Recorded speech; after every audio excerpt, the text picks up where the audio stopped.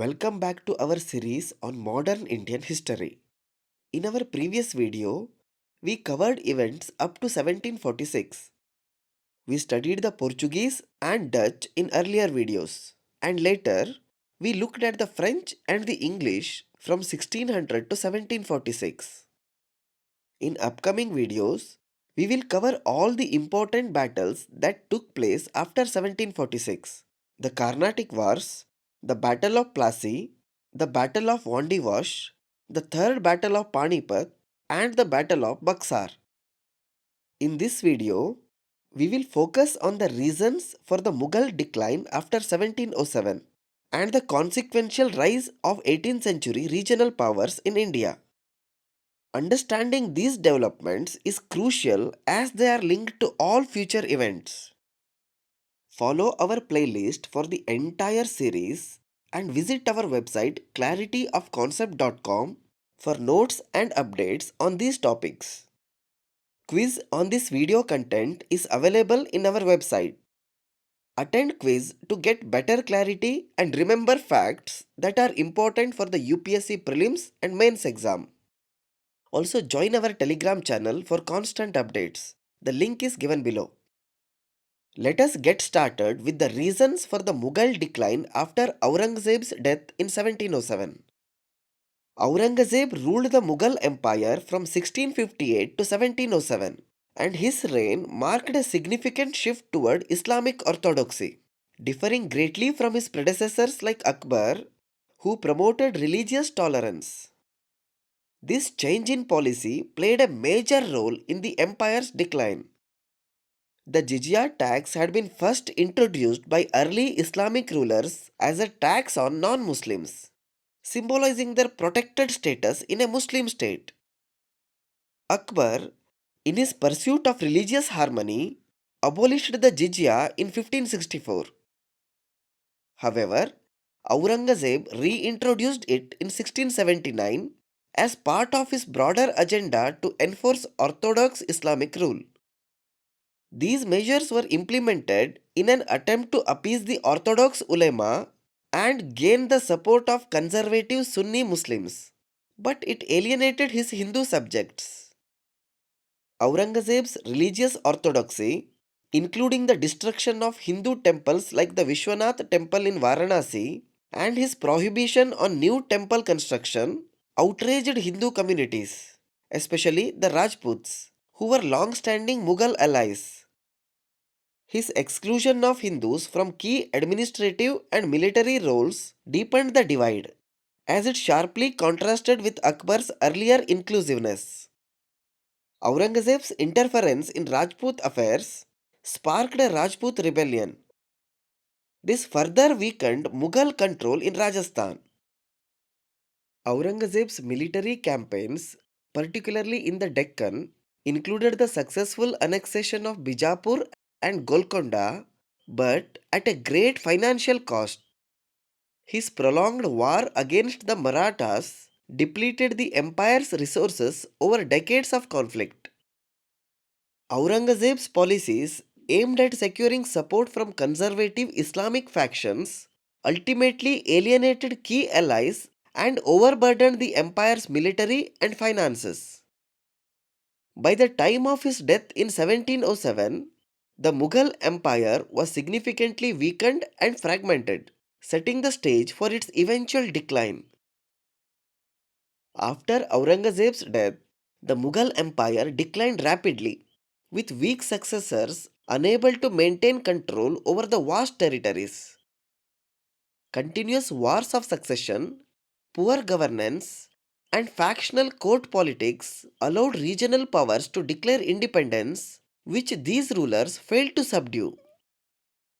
As a result, the empire fragmented, leaving it vulnerable to invasions by Nadir Shah and Ahmad Shah Abdali.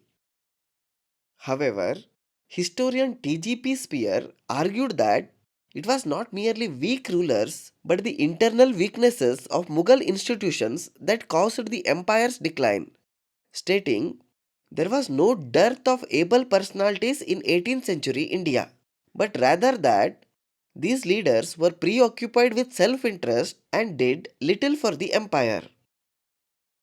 The Mughal Empire's military decline was a key factor in its downfall. Lacking capable commanders and technological advancements, the Mughal army became increasingly ineffective. This weakness left the empire vulnerable to internal revolts such as the rise of the Marathas and external invasions by forces like Nadir Shah in 1739 and Ahmad Shah Abdali in the mid 18th century. One of the significant reasons for the decline of the Mughal Empire post 1707 was its crumbling administrative structure, particularly the Mansabdari and Jagirdari systems. The Mansabdari system, introduced by Akbar in the late 16th century, was a military and administrative hierarchy. Under this system, nobles known as Mansabdars were ranked based on the number of soldiers they were required to maintain for the empire. In exchange, they received salaries or land revenue. While effective during expansion, it became problematic as resources dwindled. By the late Mughal period, too many Mansabdars were vying for limited resources, leading to rivalry and inefficiency. The Jagirdari system was a way the Mughal Empire paid its officials. Instead of giving them cash, they were given Jagirs, which were lands from which they could collect revenue. The Mansabdari system was closely linked to the Jagirdari system, as Mansabdars were granted Jagirs instead of salaries to maintain their troops. Mansabdar was indeed a military and administrative rank, while Jagirdari was a mode of payment for them. However, by the late Mughal period, there were too many Jagirdars and not enough land to give out. This caused a Jagirdari crisis, where nobles had to compete for land, leading to corruption and dissatisfaction. The system, which was supposed to strengthen loyalty, instead weakened the empire as it created instability and reduced the central government's control. Economic and peasant unrest was another major factor in the Mughal Empire's decline. High taxation, particularly in times of war, and the exploitation by Jagirdars led to widespread discontent among peasants. As the economy weakened, peasants, often backed by local zamindars, began to revolt against Mughal authority. These uprisings, combined with the empire's inability to collect revenue efficiently, further eroded Mughal control over its territories. Factionalism and court politics severely weakened the Mughal Empire after Aurangzeb's death. The Mughal nobility was divided into competing factions, often based on ethnic or personal loyalties rather than national interests. Key factions such as the Turanis, Iranis, and Indian Muslims vied for influence, leading to instability at the imperial court. This constant power struggle weakened the central authority and allowed regional powers to assert their independence. After 1707, the central authority of the Mughal Empire became so weak that regional powers such as the Marathas, Sikhs, Rajputs, and many others asserted their independence, leading to fragmentation of the empire. Let us take a look at important regional powers that rose to prominence after 1707 in the Indian subcontinent. Just keep in mind, the Mughal regime continued till 1857. The British ended it in 1857. After 1707, the Mughal regime became progressively weaker with every successive kings. The boundaries of the following states kept on changing throughout the 18th century. Hence, it is not possible to find an accurate map of the respective states. Hence, take the following map illustrations with a pinch of salt as they cannot be accurate as far as boundaries are concerned. The first one is Maratha Empire. After Aurangzeb's death in 1707, the Marathas under Shahu Maharaj declared their independence.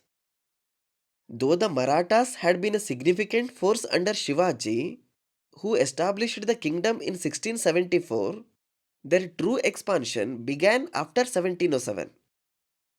From 1713, the Peshwas played a key role in transforming the Maratha Empire into a dominant power extending across Maharashtra, Gujarat, Madhya Pradesh, Rajasthan, and parts of Karnataka. Next is Kingdom of Mysore. Mysore gained autonomy in 1704 under the Wadayars, but it rose to prominence under Hyder Ali in 1761.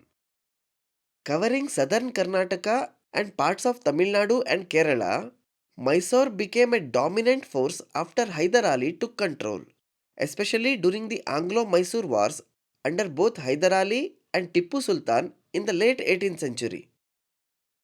Next is Nizam of Hyderabad. In 1724, Nizam ul Mulk Asaf Jah I declared independence, establishing the Asaf Jahi dynasty in Hyderabad.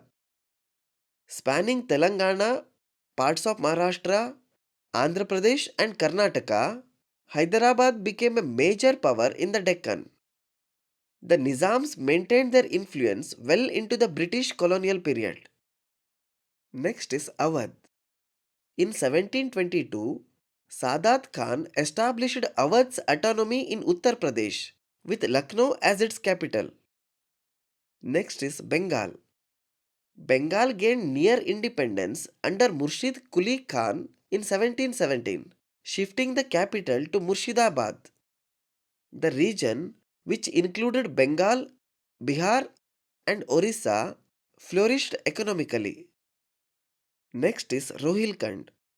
The Rohilla Afghans, led by Ali Muhammad Khan, established Rohilkhand in northern Uttar Pradesh in the early 1720s.